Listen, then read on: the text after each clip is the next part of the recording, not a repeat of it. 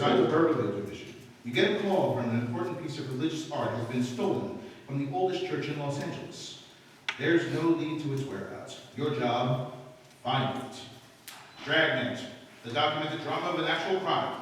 For the next 30 minutes, in cooperation with the Los Angeles Police Department, you will travel step by step on the side of the law through an actual case from official police files. From beginning to end, from crime to punishment, Dragnet is the story of your police force in action.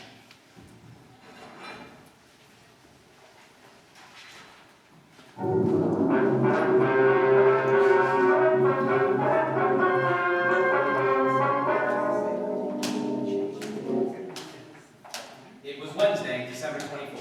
It was cold in Los Angeles. We were working the day watch out of burglary division. My partner's Frank Smith. The boss is Captain Bernard. My name's Friday. I'd gone across the street to buy stamps for some Christmas cards I was sending out. It was 9:15 a.m. when I got back to room 45. Perfect. I sat down at a table in the squad room and started to address the cards when Frank walked in carrying a stack of Christmas boxes. Hi, Joe. Hi. Christmas cards, huh? A little late, aren't you? Well, I was going to send them out Monday, but we had that stakeout. You ought to get married, Joe. Yeah? Yeah, it's the only system. Faye does all that stuff for me. Laundry, mails cards, only system. Might help. Got a big stack there. I ought to cut down the list. Look at this here, upholstery shop. Yeah? They send me a card every year. I never get anything upholstered. Faye and I ought to go over our list. Cut off a few names. I brought in your present. Want to open it now? No, I'll wait. I always open a couple the day before. Why? Well, I'll put you in the spirit ahead of time. I opened Phil's this morning. Who's he? Faye's brother in Denver. Gave me a magazine, one of those funny ones. What do you mean, a comic book? No, one of those funny ones, you know. No, I don't, Frank. Well, some of the pages have holes in them. You look through and there's pictures on the next page. Oh, yeah, I've seen those on the newsstand. And they have cloth pasted in. Cloth? In the ads. You want to buy a suit? They have a sample right there. You mean you can feel it? Reach right out and feel it. There was one for $200. A suit? Sure. Cloth comes from Scotland. What's it made out of? Solid gold? No, they got a special kind of goat over there. It's real smooth. Not a goat, Frank. A sheep. Well, it's a special kind of sheep then. Because the suit costs $200. You gonna get one? I told Faye. She said, "Where's the sample?" Anything doing? Fanny and Pryor were in on that market hold-up. They come up with anything? Pound of air. Nothing else. Hope it stays quiet. I got some more shopping to do. I finished. What'd you get, Ann? Stationery set. Some paper and envelopes. Leather binding. So you'll never learn. What's the matter? No woman wants a stationery set. Get her something personal. Well, it's got her initials on it. No. You want something more sentimental. Romantic. What did you get, Faye? It's different in our case. What did you get, Faye? Sewing machine. That's romantic. Well, in a way it is. Why didn't you just buy her a catcher's mitt?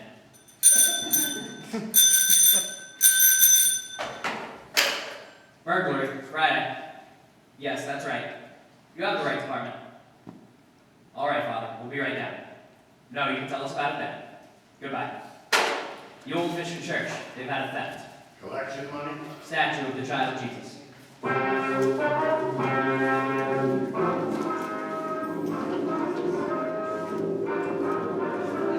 Frank and I checked out of the office and rode over to the church at the corner of Sunset Boulevard and Main.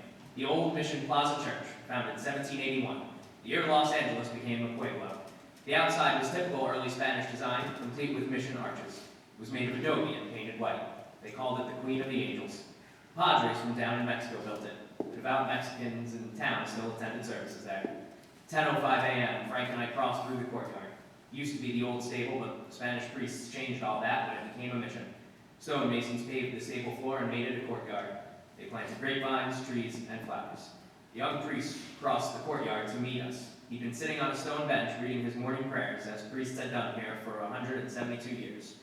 We asked for Father Xavier Rojas, who had communicated with us. We were told he was inside. We entered a side door. The church seemed to glow with the hundreds of votive candles flickering on both sides of the altar, and at the shrines throughout the church. It was empty except for a few people praying. Surrounding the main altar were several old oil paintings in gold frames. The air was heavy with the scent of Advent flowers. We found Father Rojas up near the sanctuary, looking at the nativity scene. He told us about the crib. It was a $70 duplication of the scene at Bethlehem. The parishioners had taken up a collection for it 31 years ago. It was put up every year on December 22nd and taken down after the Holy Season. It was beautiful, except that one of the shepherds had lost an arm, the sheep was old and cracked, and the infant Jesus was missing. Father Rojas led us back into the sacristy. I'm sorry to bother you, gentlemen, It's all right, Father. especially now, the holiday season. We cash our checks, Father. You want to tell us what happened? Oh, what you think happened? Well, I discovered the statue was missing right after the 6 o'clock mass. Did you say the 6th? Yes, I started over to the rectory and stopped by the crib. Was the statue there before Mass? I don't know, but it was there last night. How late is the church open? All night. You leave it wide open so any thief can walk in? Particularly thieves, Dragnet. You say it was there last night, Father. How late? 10 or 11 o'clock, we had confessions. And no one saw it after that? One of the altar boys, he says it may have been there. He thinks that it was. Did you see it? He's not sure. What's his name? Pardon me? Here's the schedule. You'll find the names for every mass there. Was there a big crowd at the 6 o'clock Mass, Father? Not too many. 7 is the big one. People on their way to work. Did anyone say after Mass? Did you notice? Not especially. I came back here and took off my vestments.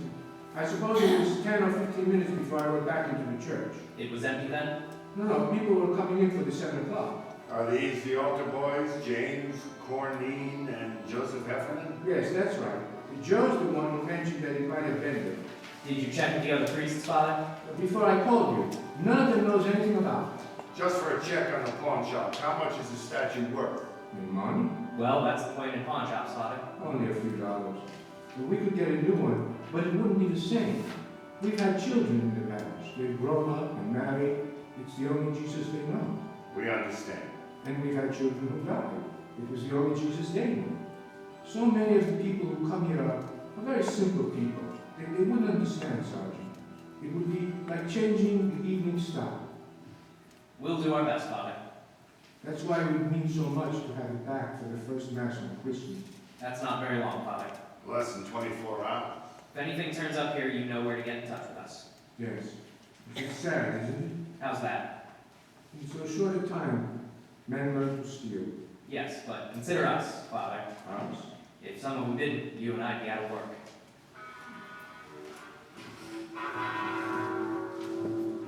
10:50 a.m. We notified pawn shop detail. Frank and I checked out the 2 altar boys. The first one, James Cornine, said he knew nothing about the missing statue. The second one, Joseph Heffernan, was not at home. His father said he had a part-time job, but that he'd have him get in touch with us right after lunch. By 11:30 a.m., we'd run out of cook procedure. We had a man find. Our only clue, he'd been to church. 11:33 a.m. We checked the phone books for the names of religious stores in the area. 2 of them were closed. We tried the third. When we got there, the only person in the store was an elderly woman sitting by a table. In front of her was a large, beautifully carved chess set. We're police officers. My name's Ryan. This is my partner, Frank Smith. Pleased to see you. Caught me in the middle of a big chess match. Where's your partner? Up in San Jose. We've been playing for years. Same match? No, just 2 or 3 months on this one. What I meant was, we've been playing different matches for years. I see. You know, we do it through the mail. I send him a move, he sends me one. Must keep you on your toes. Except during the holidays, mail gets all filled up. It's no good. Guess not. Slows things down, and that's no good. I can't catch him off guard. You Miss Flavin? How'd you know? We've never met. Your name's on the window out front. Now, Miss Flayman, we checked the other 2 religious stores in this neighborhood. They're closed. This is the best one anyway. 50% European items. We're checking the stores around the Mission Church. For what? Statue of the Child Jesus. Do you have one we could look at? Sure. No, ma'am. A larger one. You don't want a larger one. unless it's for a church. That's where you want a larger one. Could we see it, please? It's not my duty to butt in, but unless you live in a big place, this will make your living room all a kilter. Yes, ma'am. Do most of the people who go to the mission church trade here? Good many of them, especially the kids. Why kids? More religious. Check on yourself. See if kids aren't more religious than you. Might be so. That's what's wrong with the world. Oh, I don't mean you're wrong with it. Everybody. Yes, ma'am. Wonder if we could stick to the point, Miss Flavor. Sure, a lot of people from the mission church come in here. Do people ever come in and sell back a religious article? Like a prayer book or rosaries? Yes, ma'am. Second hand, you mean? Yes, ma'am. Not since I've been around. It's silly. Why? People don't have religious articles so they can get rid of them. They have them so they can have them. But if a man had a statue and wanted to sell it, he'd come to a place like this? Sure, but he wouldn't want to sell it. He would if it was stolen. No, sir. If a man was to steal a statue, he'd be crazy or something like that. The only place he'd want to go is where crazy people are. You may be right, Miss Flavor. I don't know what you fellas are looking for. Or if it's someone who stole a statue, he's crazy and you won't find him. You won't find him as long as you live, or in a million years. That should cover it. We checked religious stores out as far as Van Ness. We asked the same questions. The owners gave us the same answers, but none of them were as encouraging as Miss Flavor. Frank and I had lunch and reported back to the office. It was 1:30 p.m. when we started into the squad. Captain was just coming out. I checked for you in the lunchroom. We've been out on that theft at the mission. May get some action on that Patterson case. They locate him? They think he's on the bus from Sacramento. Well, that means the Bakersfield police. We'll wait and see.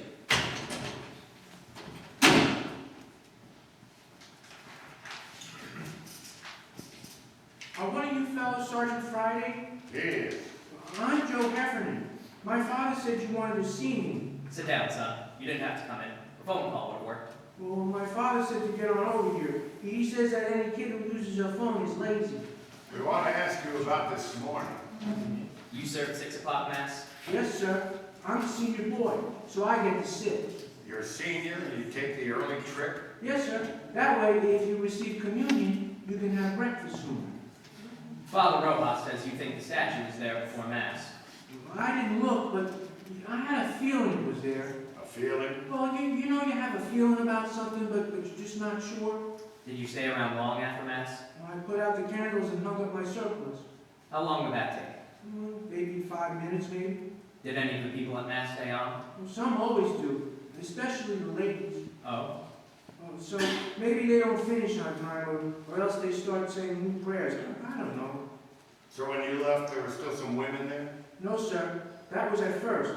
After that, I went back to the sacristy, and there was only this one man. What man? Well, he comes at 6 o'clock all the time. Do you know his name? No, sir. But he works down on Olive. You know the paint shop, where they paint signs? Could you describe him? Sort of medium. He was wearing a suit that didn't match. Did it match? You know, different pants than coat. How about his age? Oh, he was pretty old. Take a guess. About 40, maybe. Nothing particular about him. Then why'd you notice him? Well, I've seen him before. And a bundle, I guess. The bundle. Out in front, I saw him when he was coming out. He had this bundle, and he almost dropped it. How large a bundle? Well, it's hard to say. Come on, son. Was it large or small? The size of the statue? Oh, about that big. Yes, sir.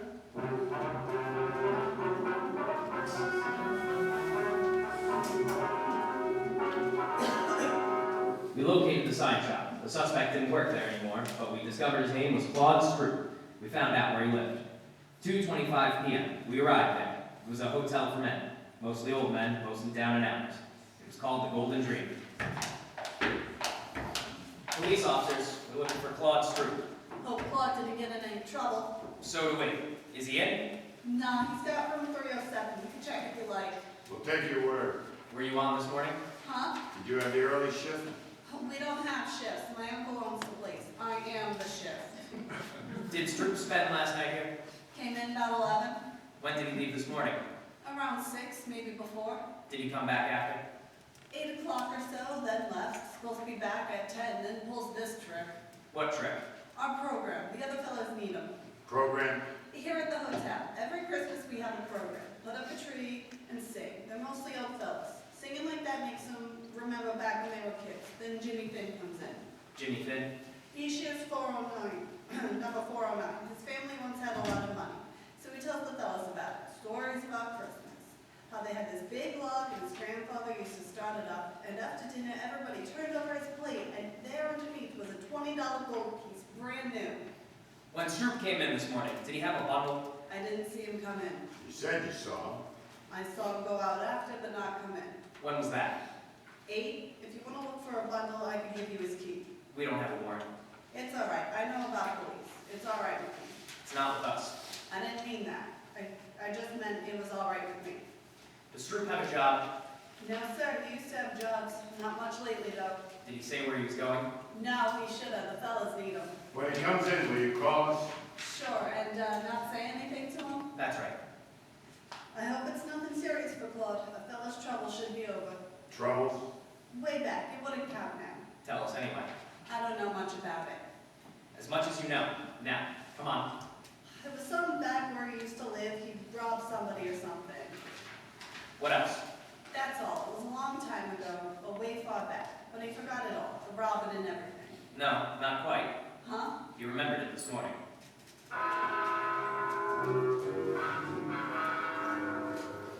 We went back to the office and ran Stroop's name through R&I. If he'd been booked anywhere, we had no record of it. At least not under that name. 4:15 p.m., pawn shop detail reported back. No object resembling the statue of the child Jesus had been turned in. 4:18 p.m., I hung up the phone. Patterson's on that Sacramento bus. I thought Bakersfield had it. They were supposed to confirm. They did. Hop over to the station. What about Fanning and Pryor? They're still out. Well, they'll be back soon. When's the bus arrive? 6 o'clock. There's plenty of time for them to make it. There's more time for you. Yet we're still on that theft. Can it wait? No. What is it, $10, $15 statue? When's the price to determine a case? I realize it's a church statue, but that doesn't give it priority. It's important to them, Captain. Joe and I promised to get it back. What do you got on it? Nothing much. Then why are you so big-hearted?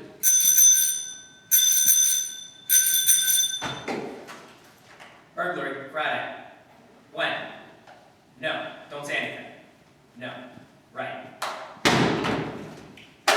It's Claude Stroop. He just walked into the hotel. He's our suspect.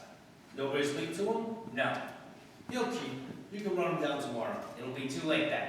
They need it for the first mass in the morning, Skipper. It's kind of a big thing for them. Well, I'm sorry. I can't juggle details around so you can get a statue back. If there's time later on, we'll do our best. Yes, sir. You better get over to that station. Yes, sir. Will you call Father Rojas over at the mission? Why? Tell him we're too busy to work on that statue. Yeah, but we'll do it later. Tomorrow. Or when we get a chance. Why can't you call? Well, we better get over to the station. Yeah, if Patterson's on that bus, we don't want to miss him. Yeah, all right, I'll call him. Friday? Yeah. I can send Fanning and Pryor over. You might as well stay on that other thing. Whatever you say, Captain.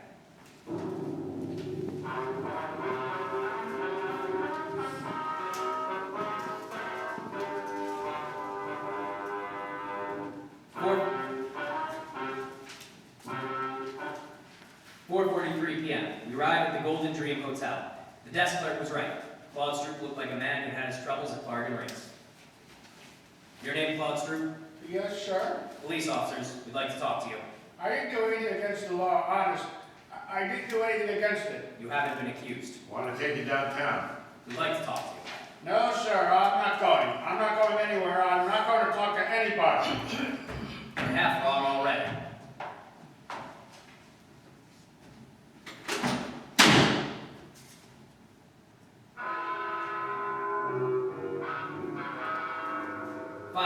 p.m. We returned Stroop for interrogation. He kept his word.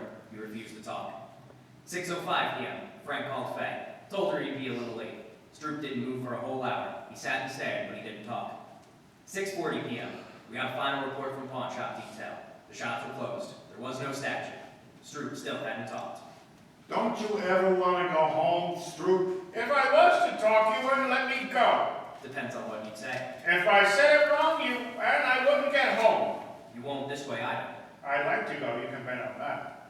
This is the 7th year we had this program, and I never missed one. Not a single one. Why don't you tell us what happened, Stroop? How would I know you'd let me go? You wouldn't. Well, I might as well anyway. All right, what happened? From Mass on. Well, there was Mass, and I came out and started down toward the hotel. Back up. I left my stuff at the hotel, and then I picked up George's car. I didn't steal it. He said I could have it at any time I wanted. Only this time I didn't ask him. I took it and started it. I should have asked, but I didn't.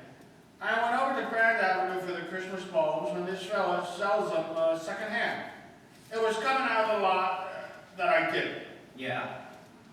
The bumper must have caught the other car. It didn't leave too big a dent, but there was a long scratch. I got it out and tried to wipe it off with my handkerchief. You know, I spit on it like, only it didn't do no good. I didn't think anybody saw it. I didn't know how you fellas found out about it. I'll check auto records. Right.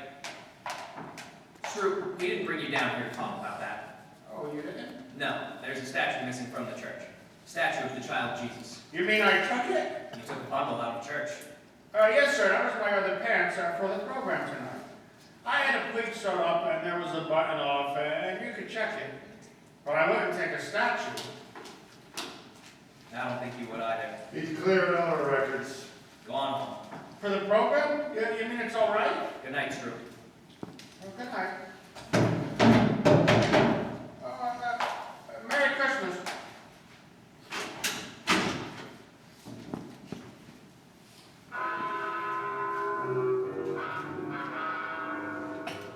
Where to? Oh, I don't know. We can stay and work on it tonight. It wouldn't do any good. We won't find it. I don't think so. No use kidding the priest. Build his hopes up.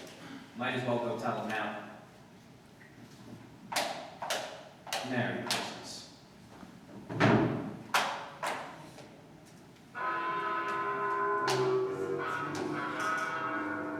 7:27 p.m. We found Father Rojas. Frank told him how it was, that we couldn't get the statue back by morning, that we'd keep trying during the week. He said he understood. We told him we had to get on. As Frank and I started to leave, the doors of the main entrance to the church opened.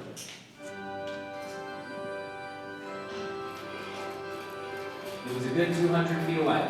It was hard to be sure, but it looked like a small boy drawing a bright red wagon behind him. When he got closer, you could see he was no bigger than a pint of milk. He was a luminous-eyed little Mexican boy with a face as young as yesterday. The priest seemed to know him. Paquito? In the back of the wagon was the missing statue of the child Jesus. He picked it up gently and walked it up to the priest. Padre Rojas? He just stood there, looking up at Father Rojas. It's Paco Mendoza, a boy from the parish. Asked him where he found it. ¿Dónde la encontraste? No lo encontré. Lo cogí esta mañana. But he didn't find it, he took it. Why? ¿Por qué? Todos los años Paquito rezó a un camioncito rojo. Este año Paquito lo rezó al niño Jesús. Yo prometí al niño Jesús el primer viaje en mi camioncito. He says all through the years he prayed for a red wagon. This year he prayed for the child Jesus. He promised that if he got the wagon, the child Jesus would have the first wagon. Tendrá el diablo para llevar a He Paquito. wants to know if the devil will come and take him to hell. That's your department, Father. No el diablo. Jesús amó a Paquito mucho. We crossed over to the sanctuary. With the help of Father Rojas, the young boy replaced the infant Jesus in its rightful place, the crib in the nativity scene. Frank and I could have been wrong, but the small plaster statue seemed to approve. Mary, Joseph, the wise men, Gaspard, Melchior, Balthazar, the old shepherd, the young shepherd, the peasant, they all seemed to approve. Where are you to casa, Paquito? The priest told the boy to go home. He took hold of his wagon, started the long walk out of the church. There wasn't much we could say. There wasn't much to say. We just stood there and watched him go. Halfway up, he turned to look back. Then he went on out. I don't understand how he got that wagon today. Kids don't wait for Santa Claus anymore. It isn't from Santa Claus. The firemen fix up old toys and give them to new children. Peter's family, they're very poor. Are they, Father?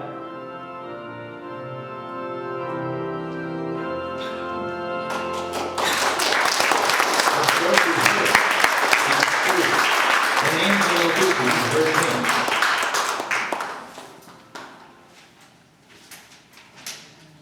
And so, ladies and gentlemen, we come to the end of another broadcast. We hope that you have enjoyed your journey to the not so long ago. We return you now to 2016. WREP will be back on Sunday, April 9th, with our spring broadcast. So, mark your calendars. I would like to just break character for a minute and make a little announcement. This is Karen Schreiber.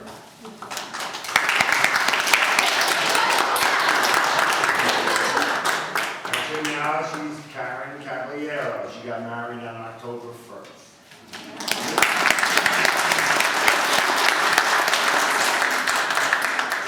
And we have a very special person in our audience. Here in the front row is Karen's grandmother, Jean, who turned 100 in September.